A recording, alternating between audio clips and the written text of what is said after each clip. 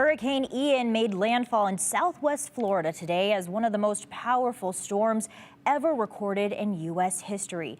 Ian slammed the coastline with destructive winds and a dangerous storm surge. The National Hurricane Center said the eye of the storm hit near Fort Myers with maximum sustained winds near 150 miles per hour. The storm swamped city streets with water and took down trees. A transformer blew in Naples, Florida, as the area was hammered by high winds and flooding. Because of the extremely hazardous conditions on roadways, the city issued an emergency citywide curfew, and millions of Floridians are under evacuation orders, and hundreds of thousands are now also without power. And meteorologist Sophia Bliss is in for Rick today. Sophia, how are those conditions looking right now?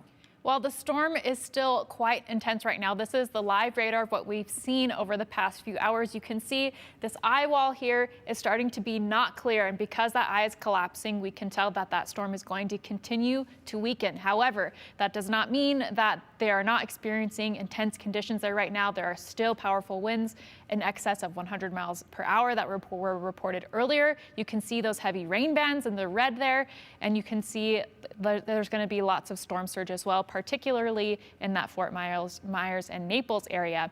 One thing that I want to mention with this system is that it was originally forecast to make landfall closer to Tampa, and you can see here it's actually made landfall more south. So people that are south of Tampa may not have been as prepared to evacuate for this storm because the evacuation orders were issued for more north. So what was originally forecast to happen, the storm was going to go more towards the north, encounter less favorable conditions, and weaken before it made landfall. Unfortunately, it did not go north, it just went east. So all that strength that was anticipated to dissipate is now moving on land, and so it's a very powerful hurricane as it's making landfall right now.